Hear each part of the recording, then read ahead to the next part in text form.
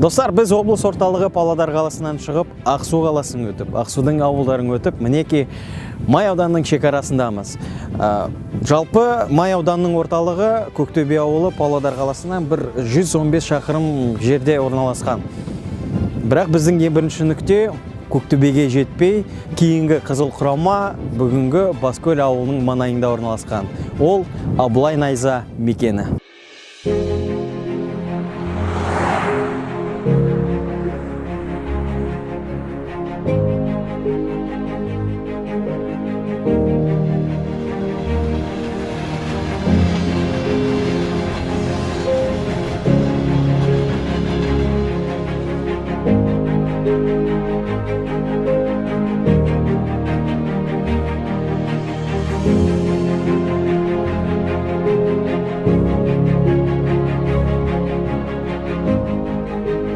Абылай Найза. Абылай бастаған халық батырлары Ертіс өзенінің Ақсу тұсынан қазақ жеріне басып кірген Қытай шүршіт әскерімен Жарлы аңғарында ірі шайқастар жүргізеді. Оларды елден түре қуып тастаған басты шайқаста осы тұста орын алған деген деректер бар.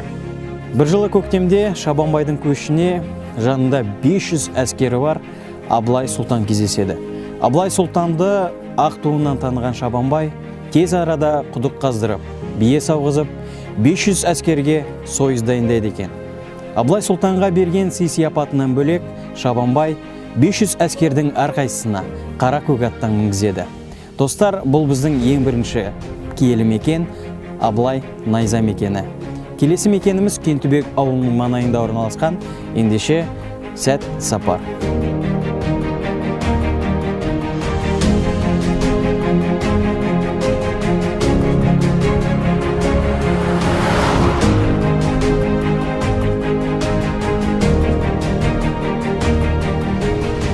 Достар, экспедициямыздың келесі нүктесі Кентүбек ауылының жанында орналасқан.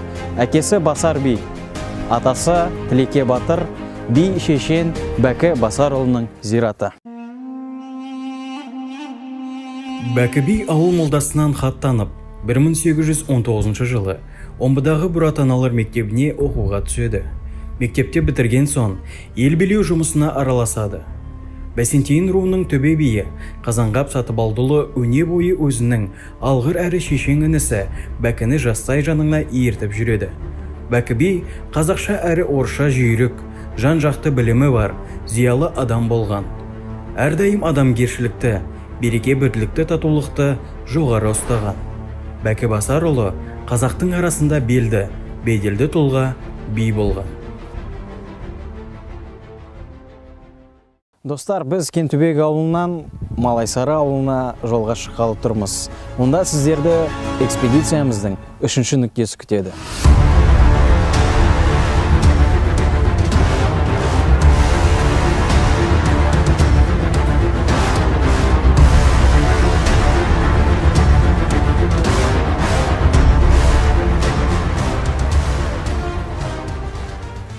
Достар, біз рухани экспедициямыздың келесі нүктесіне де келіп жеттік. Ол Кемертұз көлінің жағасындағы Кемертұз петроглифтері.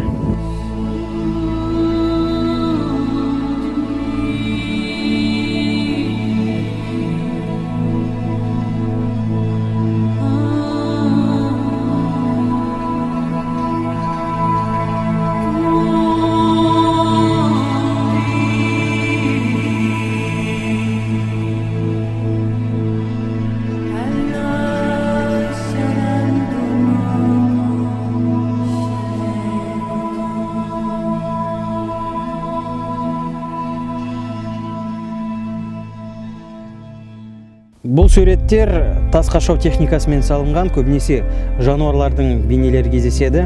Хронологиялық шектері өленті жазбаларымен сәйкес неолит және де қола дәуірде салынған.